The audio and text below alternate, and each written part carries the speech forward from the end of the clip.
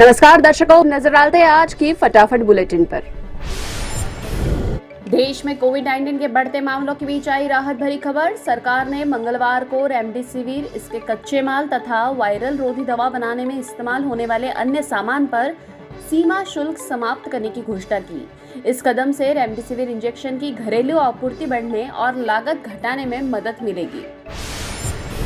सरकार 1 मई से 18 साल से ऊपर के लोगों को भी कोरोना वायरस वैक्सीन लगाने की तैयारी कर रही है। इस बीच एक आरटीआई में खुलासा हुआ कि 11 अप्रैल तक पूरे देश में 10 करोड़ वैक्सीन के डोज में से 44 लाख डोज उचित रखरखाव के अभाव में बर्बाद हो गए। प्रधानमंत्री नरेंद्र मोदी ने कहा कि तूफान बनकर आई कोरोना महामारी की दूसरी लहर ने देश के सामने बड़ी चुनौती पैदा की। धैर्य और अनुशासन तथा संकल्प के साथ जन भागीदारी की ताकत से देश इस तूफान को परास्त कर सकता है। उन्होंने कहा कि देश को लॉकडाउन से बचाना है, इसे अंतिम उपाय के रूप में ही अपनाए राज्य।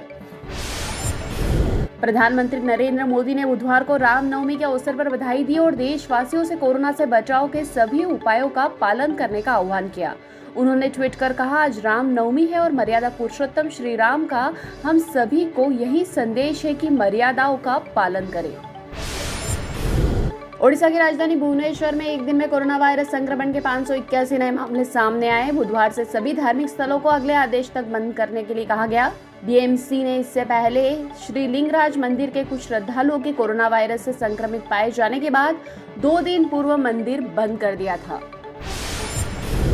कोरोना वायरस संक्रमण के मामले तेजी से बढ़ने के बीच गुजरात के मुख्यमंत्री विजय रूपाणी ने कहा कि राज्य में फिलहाल लॉकडाउन लगाने की जरूरत नहीं।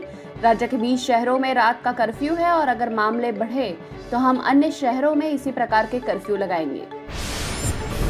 वरिष्ठ अभिनेता किशोर नंदलास्कर का मंगलवार को कोविड-19 संबंधी समस्याओं के चलते निधन हो गया। वे 81 वर्ष के थे। उन्होंने पूर्ण सत्य और जिस देश में गंगा रहता है जैसी अनेक मराठी और हिंदी फिल्मों में अभिनय किया।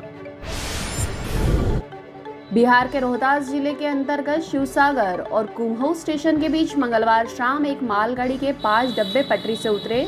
डीडीयू और गया रेलखंड की डाउन लाइन पर ट्रेनों का परिचालन प्रभावित। मालगाड़ी की बोगी के एक्सिल के टूटने के कारण हुआ हादसा। घटना के दौरान मालगाड़ी 3 खंडों में विभाजित हो गई। मुख्य आर्थिक सलाहकार केवी सुब्रमण्यम ने कहा कि कोविड-19 महामारी का मौजूदा संक्रमण अगले महीने के मध्य में चरम पर पहुंच सकता है। उन्होंने उम्मीद जताई कि इसका अर्थव्यवस्था पर प्रभाव उतना व्यापक नहीं होगा।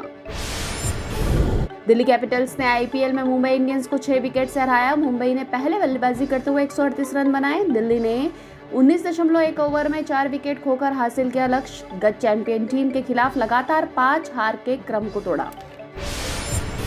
ये तो फटाफट बुलेटिन और ताजा अपडेट के लिए लगातार जुड़े रहिए हमारे साथ, यानी कि विजिट कीजिए webdunia.com पर।